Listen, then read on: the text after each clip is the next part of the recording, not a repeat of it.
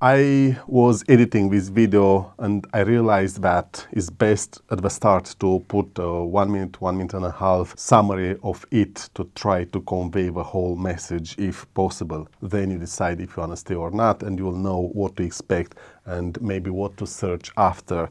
What this video is about. I'm in a forest in the dark.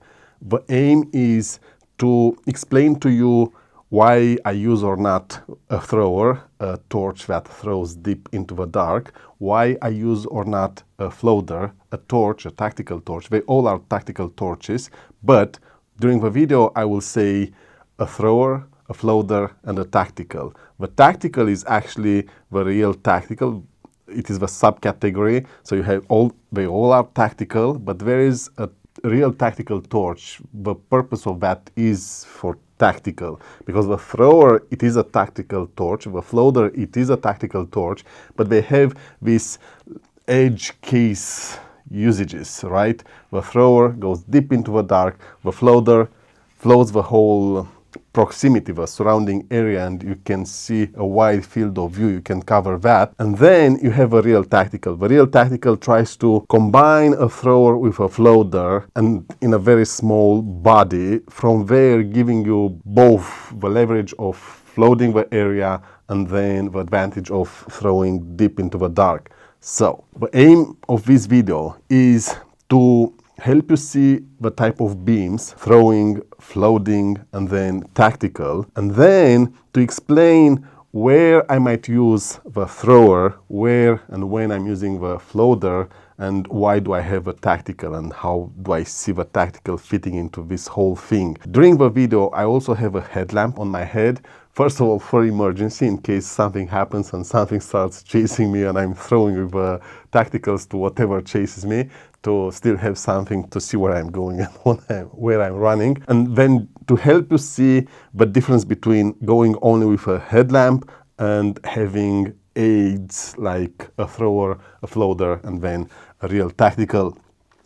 Plus minus, this is what this video is about. What I don't say in the video is that I'm using the floater mostly for overlanding around the duster house to choose location. Why? Because I'm always trying to stay as invisible, as incognito possible, and also to know exactly where I am. A thrower cannot help me there. Yes, if I want to see a bit deeper into the dark, I might need a thrower, but I have a tactical and that one, it is enough. And then the floater lights the whole area. I can see exactly where to park the duster house, what I have around me, things like that. So my primary two case scenarios of a floater are while overlanding around the duster house, and then in forests when I'm descending, when I'm exiting the experience, if it happens that I end up during the night there. This being said, let me introduce you to the devices. The headlamp I have in the video is this Nitecore HA23 UHE. I so far used the Black Diamond 500R. I got my hands on this, I tested it, I loved it. It does a couple of things very well, hence I'm trying to make it or assess it more, use it more, and see if it can become my go-to headlamp. It is not everything. I love the RGB option of the Black Diamond 500R, hence I'm going with both. I'm trying to make this my default, see how it goes, see if I can live or not without RGB. I don't think so, but I'm open-minded. In the video, I have the Nitecore HA23 UHE headlamp. Then the thrower is this one.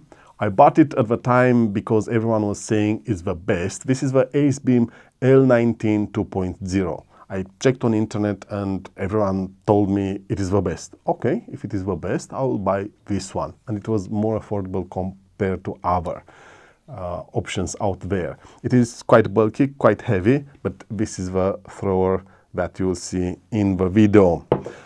The floater is the Nitecore. It is why I'm telling you, you might think I'm promoting Nitecore. Not necessarily. I love Nitecore. I love their products. But yes, this is not a promotional video. This is not a gear review. This is not a video aiming at a certain brand. It only happens that I have them. I have them because I choose them in the past when I analyzed by myself and tried to figure out what works best. This is the Nitecore TM9K TAC. They have a version I've checked now recently on internet, and they have a pro version of this. This is discontinued currently. So if you go and want to buy something, you'll get the pro version. I might want to put my hands on the pro version. I've checked the specs. There is not that much difference, but I guess it does a couple of things better, hence they produced it, right? This is the floater. This is how it looks compared to the thrower. Quite a big difference between one and the other, and it makes sense. And then during the video, I also mention real tactical. I call it a tactical without saying real tactical, but you get the idea. They all are tactical. They have tactical elements. They are metal bodies and so forth. This stays to the left, let's say to the left the floater, this is to the right the thrower, and then in the middle is the tactical. Now, I have another tactical, is Clarus XT21X, something like that. That one is the old one, this is the new one. This is the Sofirn SK30, this one here. I don't know if you can see it because of my face. What I like about this real tactical torch is how small it is, and it fits in my palm, as well as the floater. You'll see in the video the beam, how it compares and how it sits in the middle when you stay and think about the three categories, subcategories: thrower, floater, and real tactical. This is what the video is about. I'm explaining, or I'm mentioning where I'm using or where the thrower can be used and why it is used. Then I express my choice to go with this, and it is what I'm doing. I almost never take this with me because it is too heavy, too bulky, too big, too everything, and I don't see the necessity in my way of going there, up the couch, out the door, into the outdoor. I usually don't need that. I go prepared enough, and even if something bad happens, it is why I have this one. I see myself going forward. This I got recently. I see myself going forward, carrying this with me as an emergency tool, not necessarily emergency light, emergency tool, to have it there as a tactical advantage in case something happens, in case I have to survive, in case I need it for who knows what reason. This one, I might take it with me on demand. If you catch me on the mountain and you ask me, look, show us the Nitecore TM9K TAC, I will not have it with me. I will only take it if really I think for the situation I need something like this. You might find me with a duster house parked somewhere or camped somewhere. You can ask me, do you have it with you? And I will show you if I have it or not with, ask me. When you see me, ask me, and we will see if I have it or not with me. This one, I'm confident going forward, each time you will ask me if I have it or not with me, that I will have it with me. Now, I usually properly organize my trips, and I know when I end up or not on the mountain at late hours.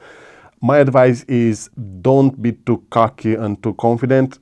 Even if it waits a bit, it waits. Keep this with you. You never know what can happen out there, and this might help you get out of a situation. This is the video. I think I covered quite enough. Let's watch it. It is more about the beams, the type of beams, the classes of each, or the subcategories. It's not about reviewing, it's not about promoting something, it is about showing you the effect, what happens there, why should you choose that, why should you have that with you. So take it like that, take this video like that. Let's go into the forest, and hopefully you'll enjoy it. Thank you for watching. I forgot the windshield for the microphones. By the way, I'm here if you don't see me. I drove 30 kilometers to get here in this forest at this hour. It is midnight, 4 degrees Celsius outside. Why did I do it? Because I want to share with you my thinking. You will see on the channel a couple of videos about torches. There is a debate in my head. What torch should one take with him or her when, like now, in the outdoors? This is a forest. The premise can be a forest, can be on the alpine zone, or climbing and returning back to the car. It can be anything at the end of the day. But the most known or encountered case scenario is this one. You either walk on the alpine zone and make your way forward, or you descend and return to the car. This is a thrower. This torch here is a thrower. As you can see, it throws quite far away, and this was the idea, me coming here. I wanted you to see how deep it goes. I needed a place where it is pitch black and you can see how far away this goes. What is the purpose of this? I actually cannot see left and right too much, but I can see deep there. The idea of a thrower in circumstances like this, when you are up on the mountain, because look, you can as well, let's suppose you are on the mountain. Now what will you do when you are on the mountain? You'll have a headlamp like this, and we have a bit of fog, so let's go with warm light. And this is what you'll usually do when on the mountain. Now I can see a bit to my right and to my left, but I have to rotate quite a bit to actually be able to orient myself and see exactly what I have left, right. The headlamp, it is good, but not great, not amazing. It only copes with a situation. I cannot orient myself forward. If I'm lost, if I'm in crisis, what will happen is I need to know if I take that commitment, if I actually go that far away. With a headlamp, I cannot see. I can see a bit in my proximity, but I cannot see far away. Hence, this is why you have a thrower. With a thrower, I can properly see there at the end of it. And from here, I can come here to this intersection and I can check, okay, it goes there. And then I can check here, what, 100 meters, 150, up to 200 meters, somewhere there. So this is what I can do. I can check that far away. Yes, and this is the thrower, right? But this is, for my case, this is a sacrifice that I'm making on the mountain. I'm sacrificing the long distance because taking a thrower with you, it is quite heavy. This thrower that I have in my hand here, it is big, bulky and heavy. So usually on the mountain, I will not take a thrower. What I will take is a loader like this one. This is the Nitecore TM9K TAC. There is a pro version of it. To me, this is better, and I'm telling you why. I'm not that scared about the commitment I'm making when I'm going forward. It is true, I'm not seeing, I don't see forward with this one. But when I'm in a situation like this, what scares me is not the going forward. What scares me is what surrounds me. I want to see what it is around me, in my proximity. This is what I actually want to see when I'm in an exceptional situation, when I have to run, for example. Let's suppose I'm with a headlamp. So this is the headlamp and something happens. Now let's suppose something happens. I want to have this. I want to have this to be able to see ahead of me, every detail ahead and around me. This will go far enough for me to always be in control. This is a compromise. I take what makes me feel more confident, but I lose the throwing. I don't want to do that. I don't want to waste the opportunity of properly committing to something into the unknown. So I will not go with a thrower after me, but I will have a tactical, because the tactical, oh, I heard something. The tactical is a midway between throwing and floating. And my idea is, for exceptional cases, I want to have around, I want to have at hand, I want to have a floating to be able to go as fast as possible, because it allows me to see my surrounding fast.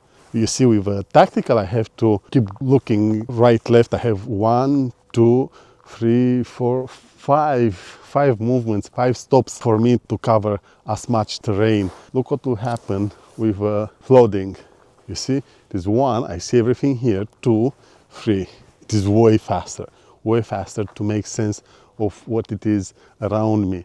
And if I want even more, this now is a rain of light. This is what this Nitecore TM9K TAC torch does. It lights the proximity, it showers me with a rain of light. Imagine this, it is literally daylight when you power this to the maximum. Let's go back to the tactical. This is the tactical. You can see the beam is way different and it tries to float as much as it can, but then it also tries to throw, which is good because I actually can see quite far ahead. I can cover my left and right where I had only 110 meters, and then I can see 120 in front of me clearly. I can see 120, and this will be enough because otherwise I have to carry with me everything, which is the floater, the tactical, and the thrower. Now let's come back to the thrower. This was the thrower, right? And look, I don't know if you can make sense of it, how far it goes, the clarity that it gives me that far away. So with a thrower, I can see quite far away. Let's recapitulate a bit. What is the best practice? Well, when you really care about guaranteed survival when it comes to orientation and commitment in a forest like this, on a path like this, or on a mountain, and this is more about mountaineering now. Of course you can use a thrower when you search, find, rescue and hunt, for example, but our case here is path finding. The reason you want to have a thrower like this is because something might happen. You might be caught off guard. It is not your intention, but you end up in a situation and you might get lost, for example, or you are tired, you lost your maps, you lost your orientation, or you don't know the terrain and you need to know where to commit. You might get into this situation where you have ahead, left and right, and maybe there is a hut. Maybe there is a hut. And what you want to do is you want to check to see, is there or not? Do you commit? Do you go in that direction or you don't? And when you are in the alpine zone, for example, now here in the forest, there is nothing to see. Truth to be told, there is nothing. You just look ahead and it is the same road. If you are between trees like here with a thrower, you cannot see anything. The best case scenario where you can actually use a thrower is where you have no obstacles, where you have a vantage point from where you can watch far ahead. Let me turn off the headlamp and see back again how far away the thrower goes. This is where you want the thrower. You want the thrower to be able to orient yourself, to decide if you commit or not to the next steps, to the next itinerary, to the next direction. And that's pretty much all. Of course, we can speak a lot about throwers and their advantages, but at the end of the day, my choice, and this is a personal choice, is to sacrifice the thrower in favor of a tactical and the floating. And the reason I'm doing this is because it helps me to run. I want to be able to run. I don't know the terrain here. I don't know it at all. I want to be able to see this, 155 degrees to the left and to my right. It's a field of view of 155 degrees. I want to be able to see that. I want to be able to continuously advance and not be worried about what I have to my left and to my right. To me, this many lumen torch, this Nitecore TM9K TAC has many lumen. These so many lumen are good because it allows me to have daylight, a rain of light around me, in front of me, in my proximity. Now, don't be deceived by the lumen. The lumen, there are many, but as you can see, they only serve a purpose, to shower you with light, nothing more. It doesn't throw far away and it is specialized in flooding the surrounding. It does the job very well, I can tell you that. It helps you to see all details possible around you. Otherwise, you might not be able to see them. Let's go back to the example of a headlamp. And this is all you can see with a headlamp. Yes, it is enough to navigate, it is enough to advance, it is enough to just get out of a situation in a minimalistic way if you don't have anything else. But look, just look in front of me. This is what I have now, only with a headlamp, and I turn on the floater. Look what happened.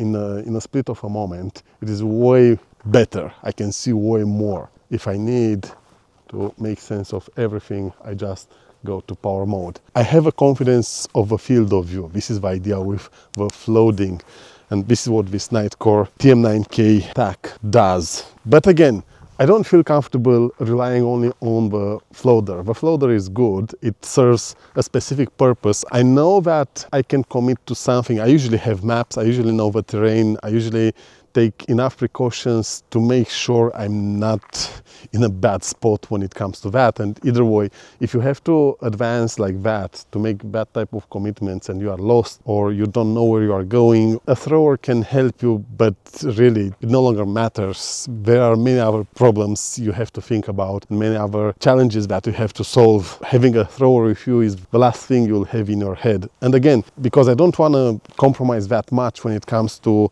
the ability to see far ahead, because also I understand the value of having something strong when it comes to penetration. I have this tactical, and it is why I have this small tactical, or it is why I always wanted a tactical that fits in my palm, to be able to carry it with me without too much cost, because otherwise you see the thrower, it is big, way heavier, and because of that I have a tendency not to carry it with me, because any ounce, any gram, any piece of kit counts, right? Because then they add up and the backpack becomes too heavy. This is why I always wanted something this small. With this tactical I can throw far away, far enough for me to better orient myself. The summary here. What is the summary? The summary is as follows. There is a dilemma. What should you take with you? Because at the end of the day, each of them does something. They are specialized on something. When you are like this in the outdoors, in between the elements of nature, you have to take precautions. You have to take all necessary means and measures to make sure you get in and then you get out of that situation. It is easy to get in, it is way harder to get out. And if something happens, you have to have with you everything required for you to make it back to the car safe. Having all three of them, it is ideal, but very heavy, very hard to do. Taking all of them with you is not possible. Of course, each time you plan an adventure, you'll think at the worst case scenarios and you'll decide exactly what is best for that planning and for the circumstances of that plan. And from there, you might go with a tactical and the thrower, or you might go with a thrower and the floater. It really depends on the circumstances. If you know that you'll spend your time in a forest like this, where you have this type of paths, of roads, maybe you'll have a floater and the thrower with you and nothing more. Maybe the tactical is not really necessary. But I can tell you, it is so small and tiny, this tactical, why not have it with you? It is very hard to give up on the tactical, giving the size of it. This is it. I was thinking about it differently when I was in the studio, but here into the outdoors, it is probably 1 degree Celsius. It is very cold. I lost the trail of my thoughts, but that's okay. I'm confident I covered everything that was really important. Maybe I wasn't as coherent as I would have loved to be, but that's okay, not a problem. I would have loved to be a bit more coherent and the storytelling to be a bit different, but that's okay. We can do without it if you've been patient enough and curious enough to just listen to the whole thing. The idea is, when you plan your trip, plan for the worst case scenario. For my case, I decided to take the risk and usually not carrying with me the thrower. What I will have with me is this floater, because it is very good. It does an amazing job. It has so many capabilities, this Nitecore TM9K TAC. Back again, let me show you the headlamp. You might have a headlamp. Let's cycle through the modes here and go to the white. Even if you see, it is way better this yellow. This is the Nitecore HA23 UHE, and this yellow white is way better because it is a bit of fog, not that much, but a bit, and with it I can make sense. I can better make sense of things around me. I was saying that the headlamp is good, will help you, but not enough. You'll need more. you'll definitely need more. And when you get into the forest, now we are on this path and it is easy, it is open, you don't really need, because it is easy to see everything left and right and in front of you. But when you get into the forest, now it gets, but the vision is more tunnel than wide, and you don't see your surroundings. For that, with the floater, it is daylight. I can see so well all details you cannot imagine.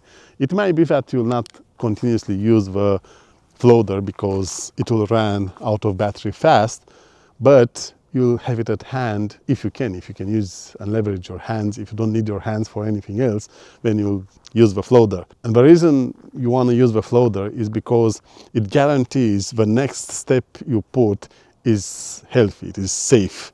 You see what you are doing. Of course, as I was saying, in a fight or flight situation, you'll flight, you'll run away from whatever might happen. If you start running, if you start moving fast, the headlamp is no longer enough, because you need to anticipate properly what it is right ahead of you and then to the left and to the right of you as much as you can. Of course, you are limited by the field of view of your vision, but again, it is best to put as less effort possible to try to get out of that situation. And this is how the Nitecore TM9K TAC comes into picture for certain situations. Like you cannot see it to my right, but I can see how much the vision improved when I gone into turbo mode.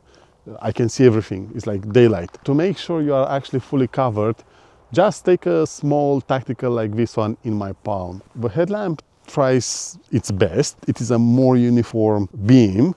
And then we turn this on, and now we have way more in front of us and then left and right.